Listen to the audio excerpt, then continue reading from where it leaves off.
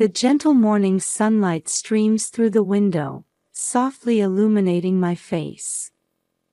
As usual, I wake up before the alarm clock rings. Even at 62, the habit from my 30 years as a high school teacher is hard to shake off. "Good morning, Eleanor," my husband George greets me with a sleepy voice from beside me. At 65, he still maintains his early rising habit from his days as a police officer, even after retirement. "Good morning, George." "Another beautiful day," I smile in response as I get up from bed. I open the curtains and take in the morning view of Cedarville, Ohio. It's a small college town of about 4,000 people, but it exudes a peaceful atmosphere with its lush greenery. As I prepare breakfast, I mentally organize today's schedule. Our son Mike and daughter-in-law Sarah are heading off to work, so we'll be looking after our 2-year-old grandson, Jacob. Mike is busy as a researcher at a major pharmaceutical company, while Sarah works at a local real estate agency. Helping the young couple balance work and childcare is one of the joys of being grandparents. "George, don't forget we're watching Jacob today," I remind him. "Oh, of course. I'm looking forward to it." George looks up from his newspaper with a smile. Taking care of our grandson has become one of our greatest pleasures in life. After breakfast, I take a walk around the neighborhood. I exchange greetings with neighbors along the way. "Good morning, Eleanor."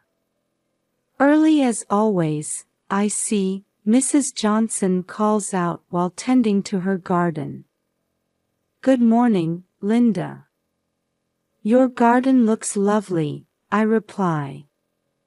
"Thank you. I'm planning to sell some of these flowers at the church bazaar," she says. It's moments like these that remind me of the strong sense of community here.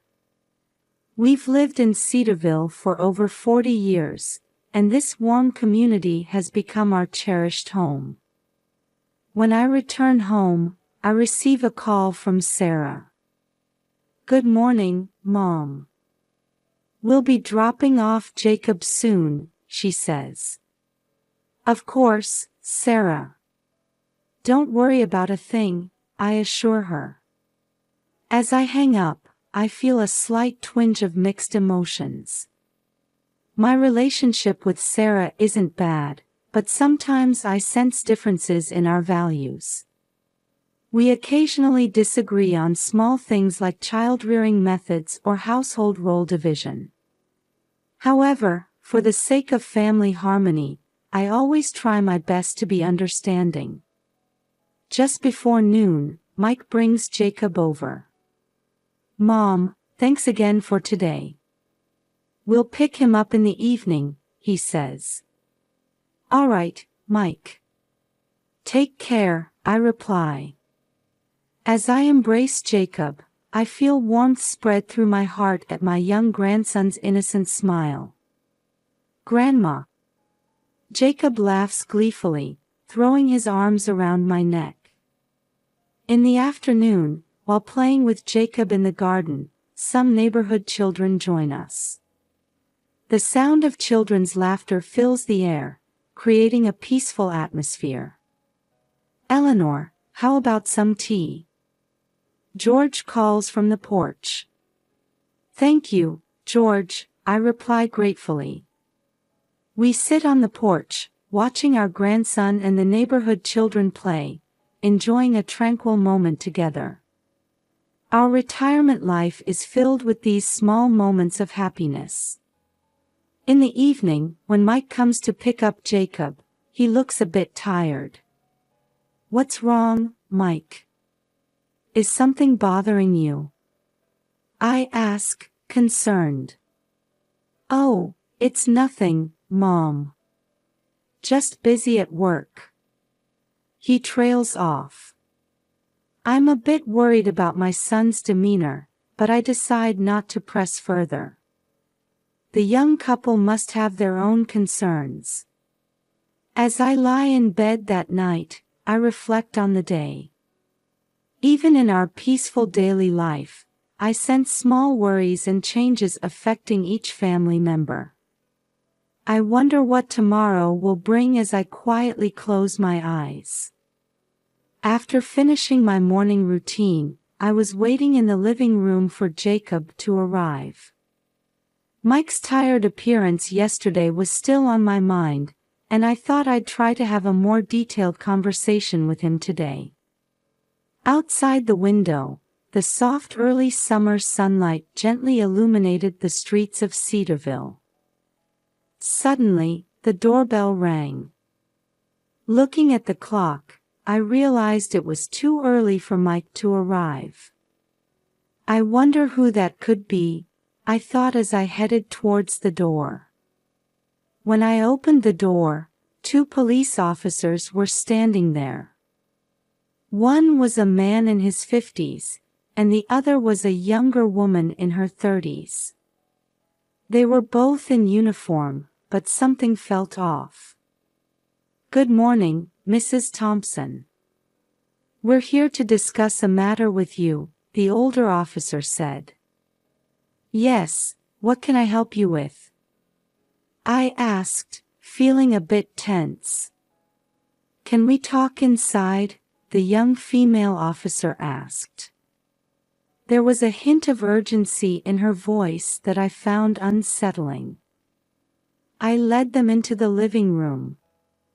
As I gestured for them to sit on the sofa, they settled down with a somewhat uneasy air.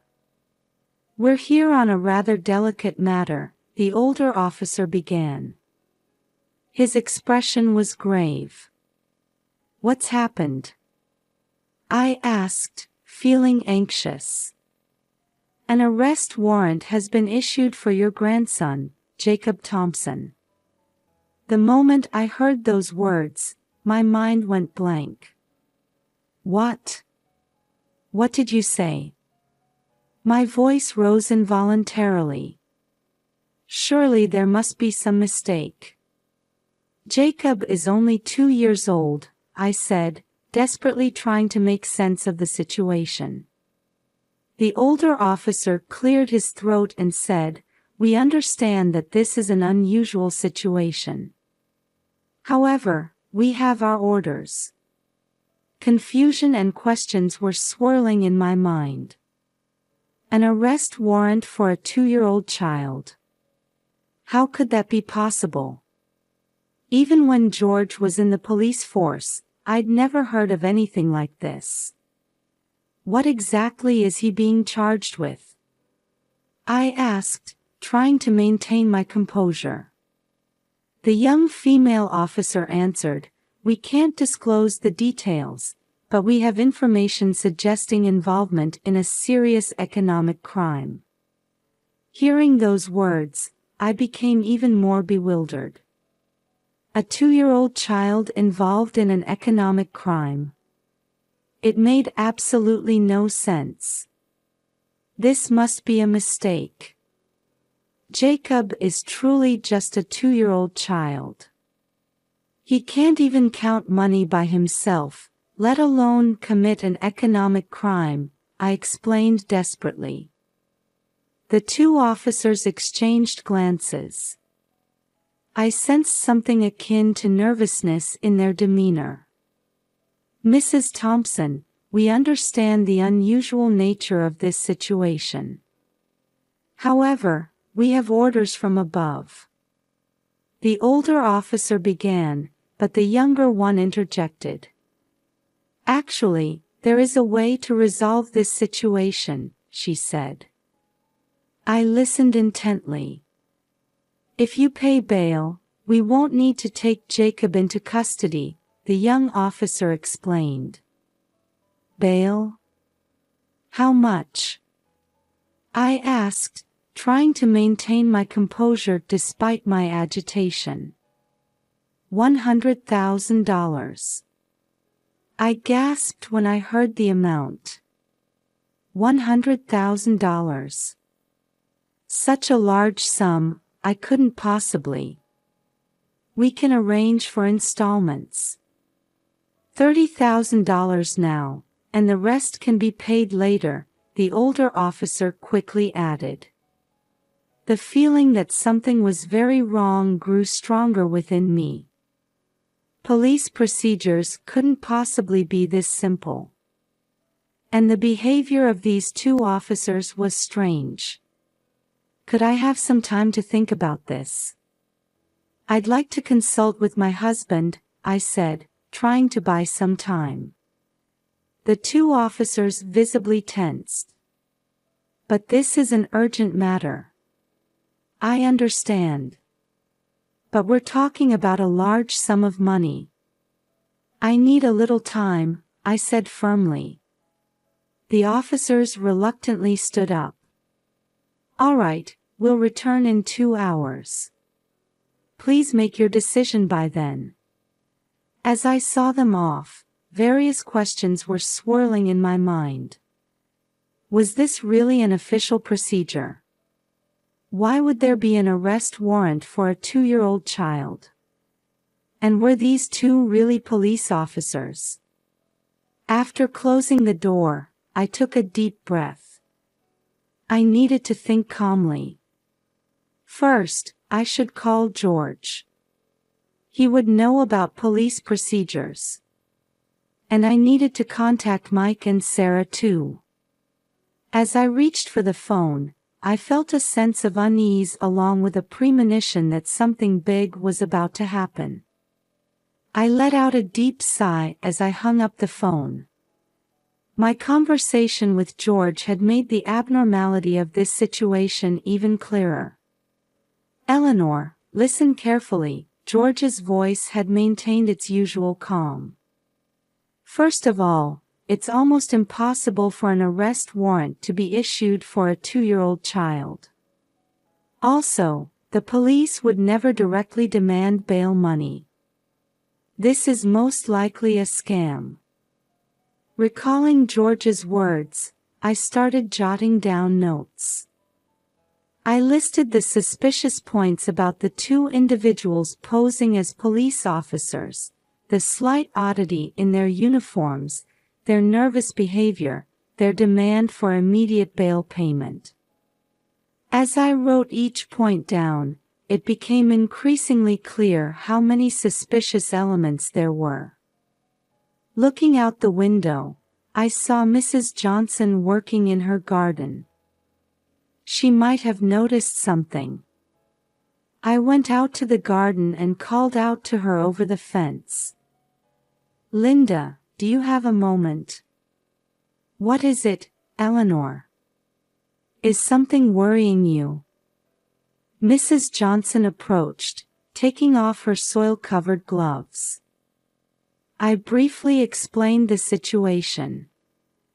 Mrs. Johnson's expression changed to one of surprise and concern. Oh my, what a terrible thing. She frowned.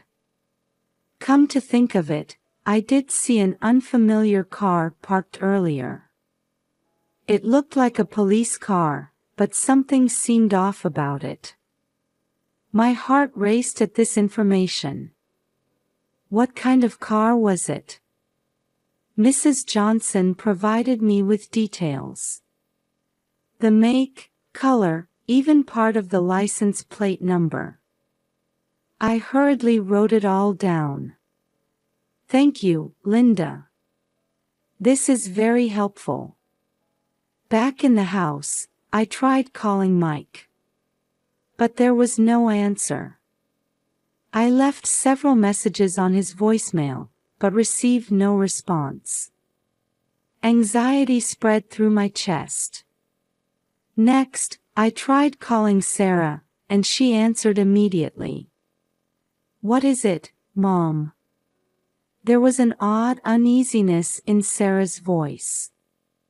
Sarah, something serious has happened. It's about Jacob. As I began to explain the situation, Sarah's reaction was strange. Rather than surprise or concern, I sensed something more like panic. I see. But Mom, shouldn't you just do what the police say? I felt uneasy about those words. The normal Sarah would have been much more agitated. Sarah, do you know something about this? No. Nothing. Her voice was trembling.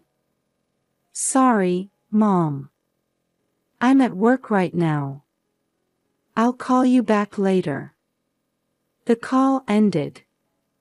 Various questions swirled in my head. Sarah's behavior was clearly unusual. Was she hiding something? Looking at the clock, I realized it was almost time for the fake officers to return.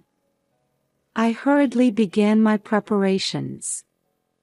I went over the response methods George had taught me and prepared to gather evidence. I slipped a small voice recorder into my pocket and made sure my phone camera was ready.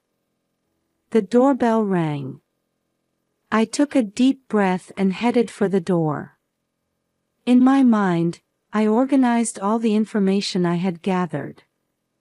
The suspicious points about the fake officers, Mrs. Johnson's testimony, Sarah's strange reaction. Before opening the door, I steeled my resolve. I had to unravel this mystery and protect my family. For the sake of my grandson Jacob, and for the truth. As I placed my hand on the doorknob, I whispered quietly, "Now, let's reveal the truth." When I opened the door, the two fake officers were standing there as expected.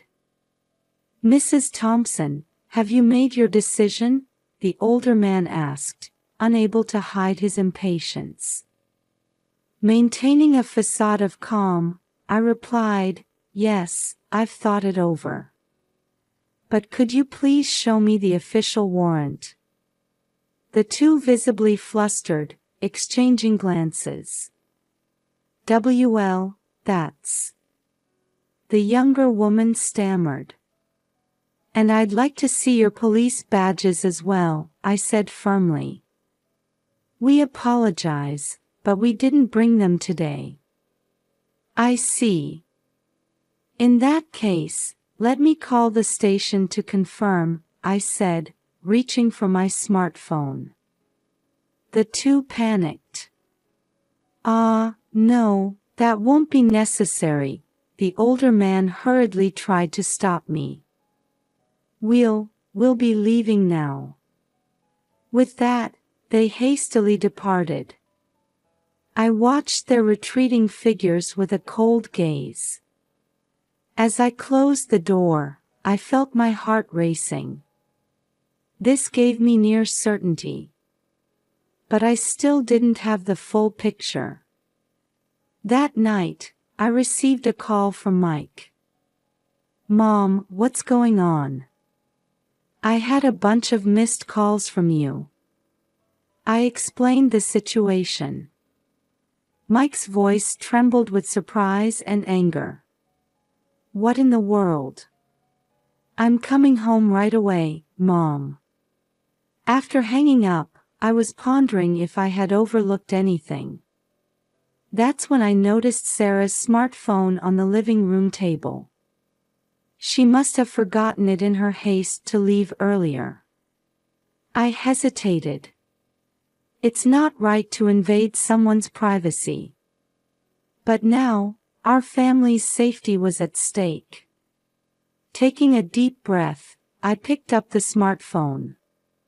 When I swiped the screen, it wasn't locked. Looking at the recent call history, I noticed frequent interactions with an unknown number. I pressed one of them, and a voicemail played. "Sarah, proceed as planned. I'll wipe out your debt. This is your chance to outsmart your husband and in-laws." I trembled at the man's voice. Was this the beginning of it all? But why would Sarah do such a thing? I heard the front door open. Mike had returned. "Mom, I'm home." Mike's voice was a mix of exhaustion and worry. After I explained the situation in detail, Mike's expression clouded. "Sarah, what on earth are you thinking?"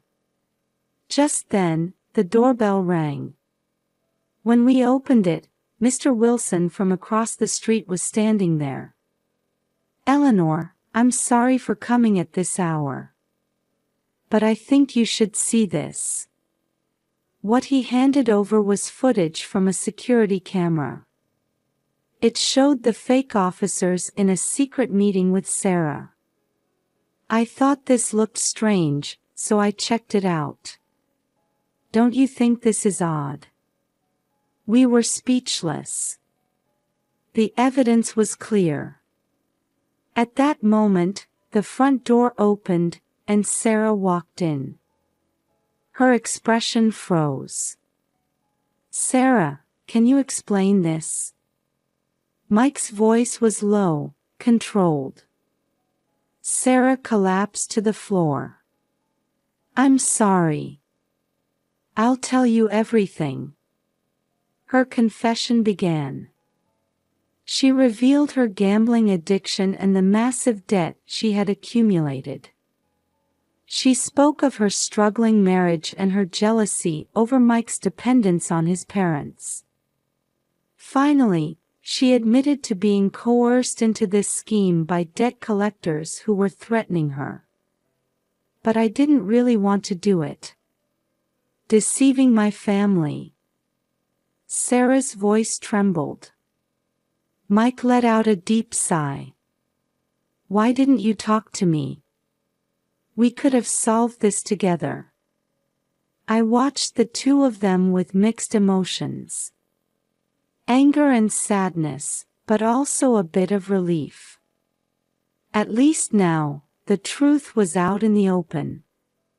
"Well, let's report this to the police," I said quietly. "The real police, this time."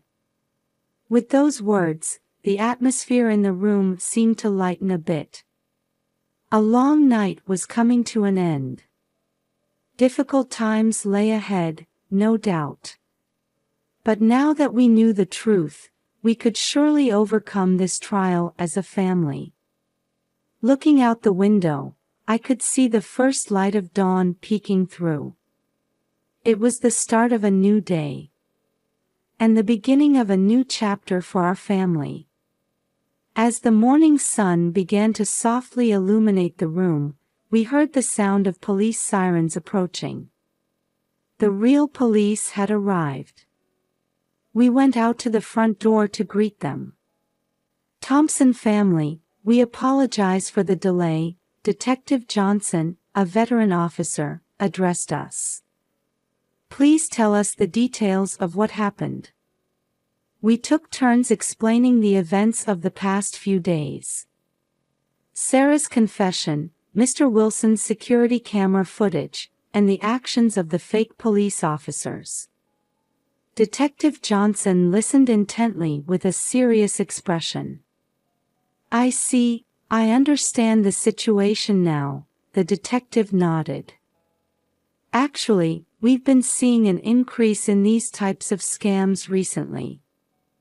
The perpetrators try to exploit family bonds to fraudulently obtain money. In this case, they targeted a 2-year-old child." Hearing those words, we once again realized the gravity of the situation. The unrealistic scenario of an arrest warrant for 2-year-old Jacob was a trap designed to cloud our judgment. "Sarah," the detective gently addressed her. "Your cooperation will be key to solving this case. Can you help us catch the culprits?" Sarah nodded through her tears. "Yes, I'll do anything. I don't want to lie anymore." A few hours later, the fake police officers were arrested. They were part of an organized fraud group that used tactics to extort money by exploiting family vulnerabilities. They had used Jacob's name simply because he was the youngest family member. The sheer absurdity of it had the effect of confusing the victim's judgment. Once the immediate crisis had passed, we took time as a family to face each other. We gathered in the living room, sipping tea and discussing things we hadn't been able to talk about before. "Sarah, why didn't you come to us sooner?" Mike asked quietly. Sarah answered with her head bowed, "I was ashamed. Your parents are so wonderful, and I felt like I was a failure as a wife. So I escaped into gambling." I took Sarah's hand. "You're not a failure as a wife, dear. Everyone has their own struggles. What's important is that we overcome them together." Mike nodded in agreement. "That's right, Sarah. You don't have to bear this burden alone. From now on, let's talk about everything." Sarah's eyes welled up with tears at those words. "I'm so sorry." "Thank you." We spent a long time talking. About our feelings, our future life, and about Jacob. Slowly but surely, I could feel our family bonds being repaired. A few days later, our neighbors gathered to throw us a small party. "Eleanor, you've been through quite an ordeal," Mrs. Johnson said gently. "We made it through thanks to everyone's help," I replied, filled with gratitude. Mr. Wilson approached us too. "I'm glad that footage was useful. If you ever need anything, just let me know." I felt a warmth in my chest, touched by the kindness of our community. In the middle of the party, Jacob came running to me. "Grandma." As I picked him up, I found myself tearing up. We had all come together as a family to protect this child. That night, I stepped out into the garden alone to look at the stars. The events of the past few days flashed through my mind like a slideshow. Fear, anxiety, anger, and finally, the relief and hope that followed. I've never felt the importance of family so strongly before. There's no such thing as a perfect family. But by understanding and supporting each other, we can overcome any difficulty. That's the true strength of family. This ordeal taught me that. From inside the house, I could hear the laughter of Mike, Sarah, and Jacob. I took a deep breath and looked up at the starry sky once more. "Thank you," I whispered softly. I'm not sure who I was thanking, but a definite feeling of gratitude spread through my chest. Tomorrow, a new day begins again. I'm sure it won't all be smooth sailing. But I know we can get through it together. As a family, and as members of this warm community. I quietly returned to the house. It